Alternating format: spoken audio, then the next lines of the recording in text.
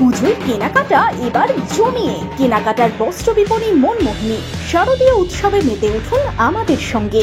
মনমোহিনী এখন রঘুনাথগঞ্জ, বহরমপুর, বোলপুর ও মালদায়। আরজি কর কাণ্ডের প্রতিবাদে এবার কলকাতা চলোর ডাক অধীর চৌধুরীর। 29শে আগস্ট কলকাতা কলেজ স্ট্রিট থেকে শ্যামবাজার পর্যন্ত প্রতিবাদ মিছিলের ডাক রাজ্য কংগ্রেসের। দোষীদের ফাঁসি এবং সঠিক তদন্তের দাবিতে এই প্রতিবাদ মিছিল বলে জানালেন অধীর চৌধুরী। মিছিলের অনুমতি পেয়ে কলকাতা হাইকোর্টের কাছে আবেদন করেছিল অধীর চৌধুরী।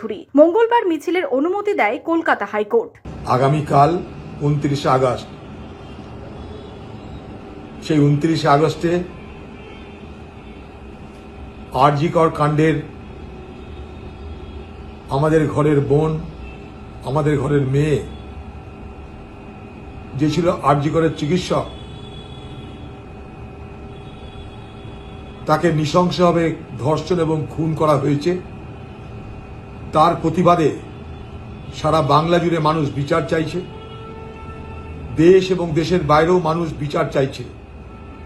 আমরা সেই বিচার চাইবার অধিকারকে আরো সুরক্ষিত করার জন্য, সেই বিচারের দাবিকে আমাদের মতন করে বলার জন্য, সেই বিচারের দাবির প্রতি সমর্থন জানিয়ে কংগ্রেস দলের পক্ষ থেকে কালকে আমরা কলেজ স্ট্রিট থেকে শ্যামবাজার প্রতিবাদ মিছিল করছি। আমাদের দাবি বিচার চাই, নাগরিকরা বিচার চাইছে, আমরাও বিচার চাইছি। তাই বাংলার মানুষ, আপনারা আমাদের এই মিছিলে যদি সামিল হন, তার জন্য আপনাদের কাছে উদাত্ত আহ্বান জানাচ্ছি।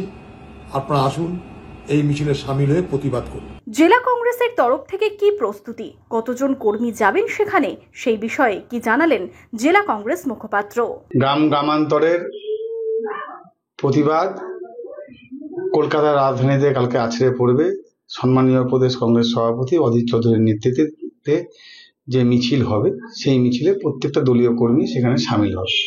মিছিল শুরু হবে বেলা 2টায় কলেজ স্ট্রিট থেকে, শেষ হবে শ্যামবাজারে।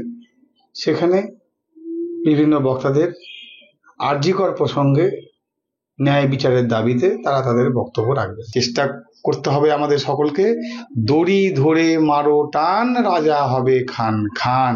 এই যদি আমাদের লক্ষ্য হয়, ন্যায় বিচারের দাবিতে কালকে কলকাতার রাজপথে কালকে প্রচুর মানুষের সমাগম হবে। মুর্শিদাবাদ জেলা থেকেও সমস্ত ব্লক থেকে সেখানে পার্টিসিপেট করছে স্বেচ্ছা।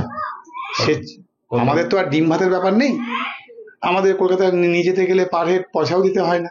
আমাদের পঞ্চায়েতও নেই, আমাদের জেলা পরিষদে নেই, আমাদের কোটি কোটি টাকার কোনো কাটমানিও নেই। ফলে কর্মীরা যারা যাবে তারা স্বেচ্ছায় যাবে, পকেটের পয়সা খরচা করে যাবে। সেই সংখ্যাটা খারাপ সংখ্যা না।